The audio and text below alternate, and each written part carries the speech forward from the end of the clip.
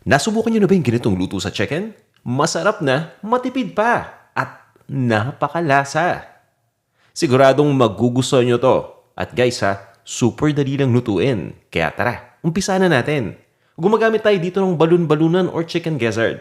Pinapakuluan ko lang to kasama ng dahon ng laurel at paminta hanggang sa lumambot. At habang nagpapakulo, pinaprepare ko lang ibang mga ingredients. Gumagamit tayo dito ng bawang at sibuyas. Meron din tong bell peppers, dalawang kulay, red at green. At may carrots din tong ating recipe. Nutritious, diba? At speaking of nutritious, may luya din to. Antioxidant na at anti-inflammatory. Nakakabawas pa to ng lansa. Ngayon naman i-prepare natin yung atay ng manok. Naglalagay lang ako ng cornstarch dyan. Makakatulong ito para magpalapot ng sauce mamaya. Ipapakita ko sa inyo kung paano. And at this point ay malambot na yung balon-balunan. I-drain ko lang yung tubig at mag-umpisa na tayong mag-isa. Nagpapainit lang ako ng mantika. Regular cooking oil lang ito pero pwede kayong gumamit ng olive oil for a healthier alternative. Iprito lang muna natin yung atay ng manok dito. Mga 2 minutes lang per side. At once na maprito na nga, tanggalin nyo lang dito sa lutuan.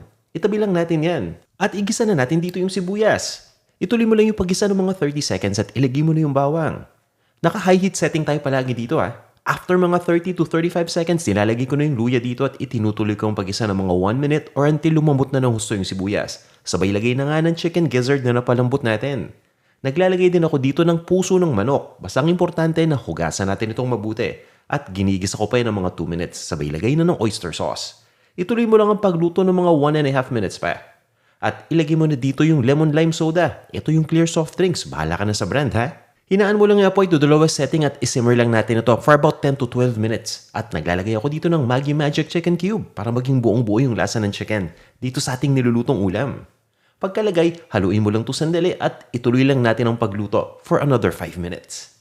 Sabay lagay na ng atay ng manok, mapapansin ninyo unti-unti nang lalapot yung sauce nito. Dahil nga yan dun sa cornstarch na nilagay natin kanina. At ngayon naman, ilagay na natin yung mga gulay. Una kong nilagay yung carrots dito dahil nga ito yung pinakamatagal na lumambot dun sa mga gulay na ginagamit natin. At syempre, para mas marami yung sauce, pwede kayong magdagdag ng tubig. Pabayaan lang natin ang kumulo ulit Tapos yan, pampalapot pa. Dagdagan natin ng slurry. Meron ng cornstarch kanina pero para mas malapot, naghalo ko ng cornstarch sa tubig, yun yung slurry natin at nilagay ko dito. At once na nakuha na natin yung desired consistency, ilagay nyo na dito yung bell peppers. O, ganyan lang kasimple. At lutuin lang natin ito for about 1 to 2 minutes, tapos timplahan na natin yan. Pagdating sa panimpla, malasang-malasa na to, so i-adjust na lang natin. Pwede kayong maglagay pa dito ng konting oyster sauce o asin at pwede nating timplahan to ng paminta. Ganyan lang kasimple itong ating nilutong ulam.